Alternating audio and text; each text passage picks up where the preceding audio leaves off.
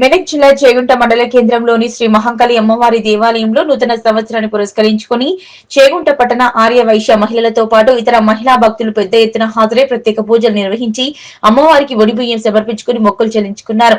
అనంతరం మహిళా భక్తులకు ఆలయ పూజ రాఘవేంద్ర శర్మ తీర్థ ప్రసాదాలు అందజేశారు. ఆలయ పూజారి రాఘవేంద్ర శర్మ మాట్లాడుతూ 2025వ సంవత్సరం ప్రజలంతా కూడా క్షేమంగా ఆయుర ఆరోగ్యాలతో పాటు సుఖ సంతోషాలతో ఉండాలని అమ్మవారిని కోరుకున్నట్లు తెలిపారు.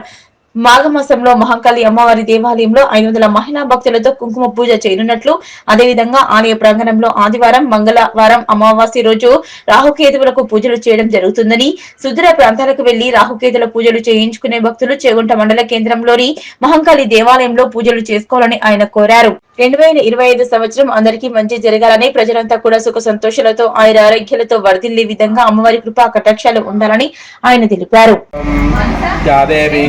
భూతేషు మాతృరూపేణ సంస్థితా నమస్తస్యై నమస్తస్యై నమస్తస్యై నమో నమః. శ్రీ జయ మహంకాళి నమోస్తుతే. ఈరోజు మన చేగుంట గ్రామదేవత దేవాలయమందున అంగరంగ వైభవంగా ఆర్యవైశ్య మహిళలందరూ కూడా వచ్చి నూతన సంవత్సర వేడుకలలో భాగంగా ఈరోజు అమ్మవారికి పొడిబియ్య కార్యక్రమము చేయడం జరిగినది. అందరూ భక్తులందరూ కూడా నిత్య సంతృప్తులై కొత్త సంవత్సరము రోజున ఎలాంటి ఇబ్బందులు లేకుండా అందరూ కూడా సంతోషకరంగా అమ్మవారు చూడాలని మనస్ఫూర్తిగా ఈ యొక్క కార్యక్రమాలు చేయడం జరిగినది. అందులో మనకు రాబో ఉగాది సంవత్సరం లోపల 500 మహిళలతోటి కుంకుమార్చనలు కార్యక్రమాలు జరపబడుతున్నాయి.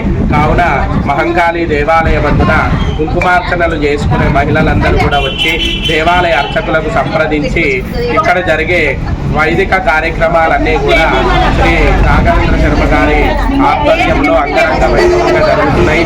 కావున భక్తజనులు అందరూ కూడా వచ్చి అమ్మ సేవలో పాల్గొని అమ్మవారి అనుగ్రహానికి పాత్రలు కాగలరు.